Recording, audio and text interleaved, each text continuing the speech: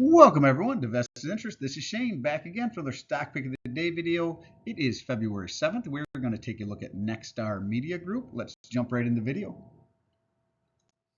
And if you are new to the channel or you have just not done so, go ahead and hit that thumbs up down below if you find any value in the content. Most importantly, subscribe to the channel. Join us on this journey to financial freedom. Hopefully you have started your own journey as well. And hit that notification bell down below so you're notified whenever we put out any new content. Doing all that really does help a small YouTube channel like me grow, and it doesn't cost you a thing except maybe a little bit of time.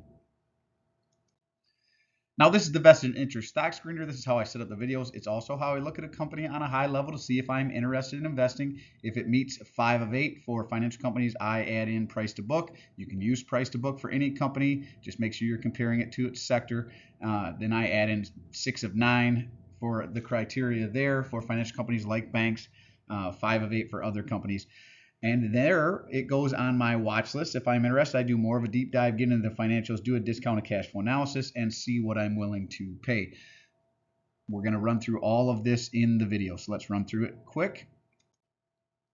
So again, we are talking about Nexstar Media. This is out of the communication sector, and their homepage is www.nexstar.tv. That's www.NXSTAR.tv. That is their homepage where I pulled this information from, and they are a communication company. Nexstar Media Group, Inc. is a leading diversified media company that produces and distributes engaging local and national news, sports, and entertainment content across its television and digital platforms, including more than 300,000 hours of programming produced annually by its business units.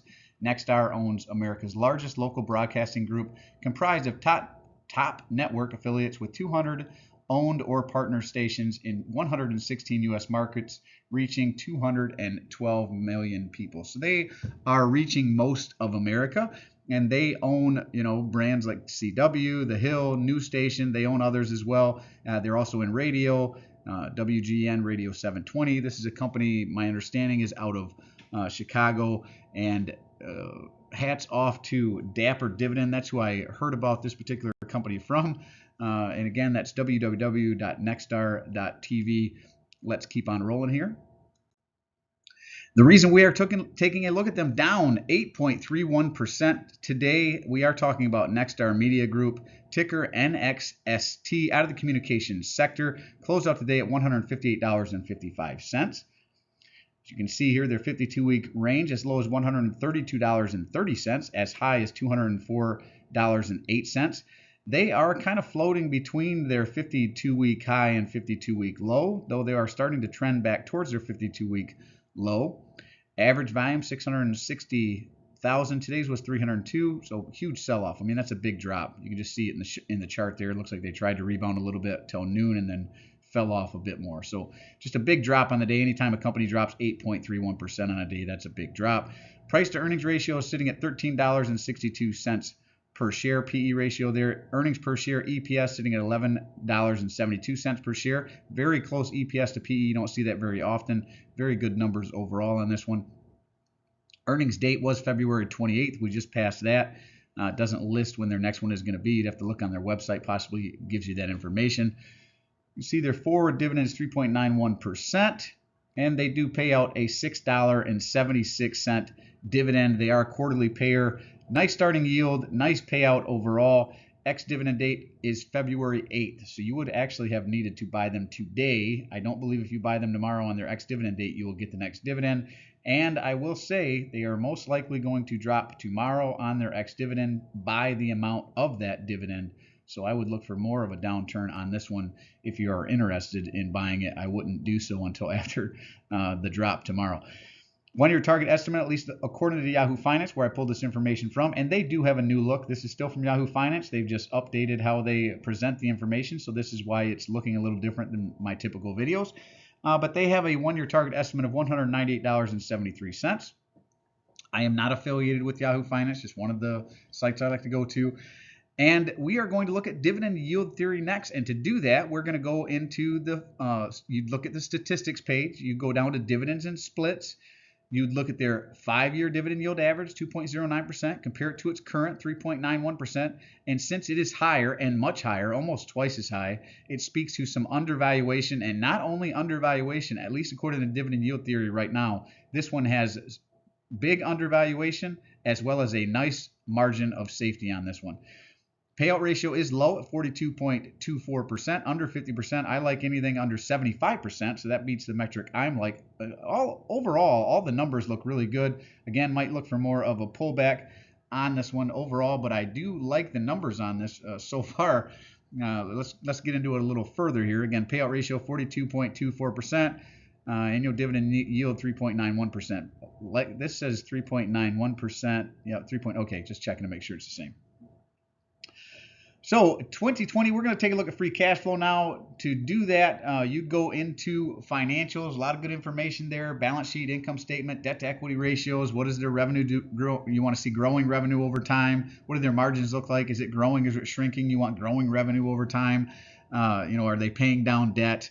You can see all that information there under the income statement, and you should be looking at that if you are investing in individual stocks. For our purposes, we are going to look at free cash flow. We want growing free cash flow over time because dividends are paid out of free cash flow, and typically if you have growing free cash flow, you will have growing dividends to go along with it. So 2020, we were at negative 211 million, 2021 up to 1.1 billion here, 2022 up to 3.5, 2023, at least what they've reported to date, is 2.3 billion. So overall, definitely seeing growing free cash flow. I'd be interested to see how they shape out the rest of 2023 here. But overall, like I said, growing free cash flow from 2020 on.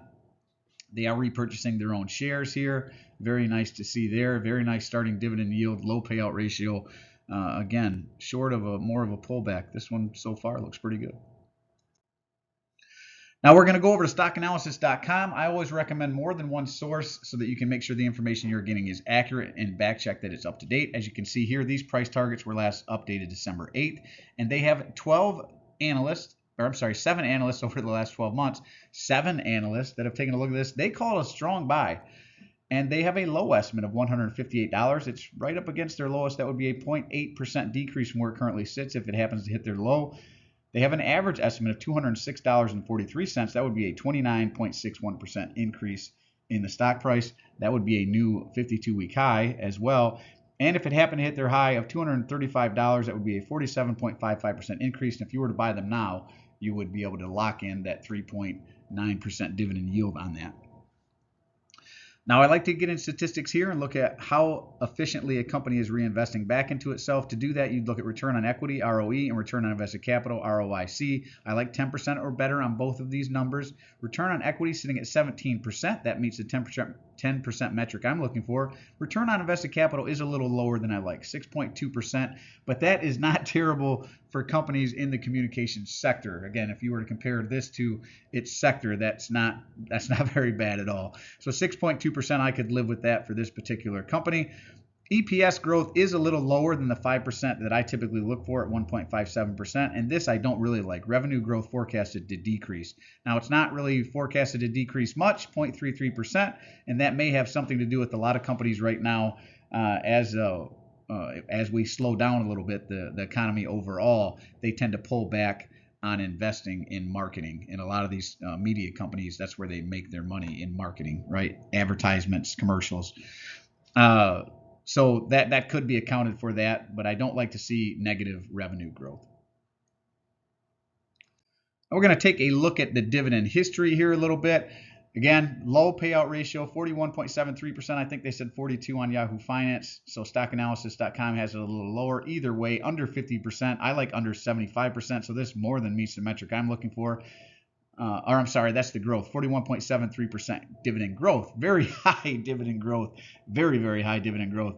Payout ratio, 57.98%, still under the 75% that I'm looking for at 57% with room to grow. Now, I don't know if they're going to be able to maintain a 41.73% dividend growth like they did over this last year, but let's go back 2021. They were paying 70 cents in February.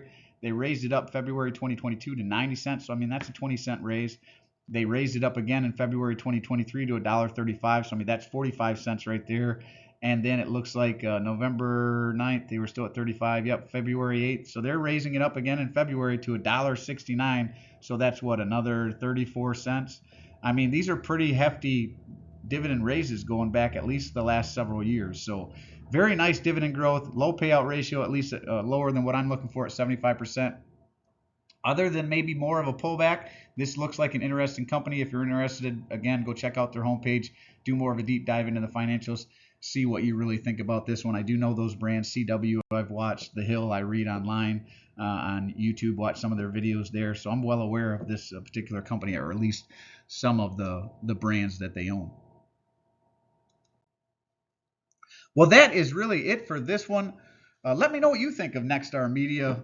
Again, seems like an interesting one. I do not hold it in my portfolio. If you hold it in your portfolio, drop a comment down below. Let me know what you think. How long have you been holding it? What's your buy-in price? What do you think of the future of the company? Again, I definitely recognize some of the brands. As always, appreciate you stopping by. If you haven't done so already, don't forget to show me some love. Hit that thumbs up, ring the notification bell. Most importantly, hit that subscribe button down below. Join us on this journey to financial freedom. Join the vested interest community. We are dividend growth investors. That's what we focus on this channel. I do personally read and respond to the comments. I'm always interested to read your questions, opinions, or suggestions for future topics. So if you have a company like Nexstar Media, drop it in the comment section down below, and I can work up a stock pick of the day video on it whenever it pulls back on a day. And this is Shane signing off, wishing peace and prosperity to you and yours. And remember, financial security comes to those who take a vested interest. Hey, thanks for stopping by. Hope you have a great week, and we'll see you in the next one.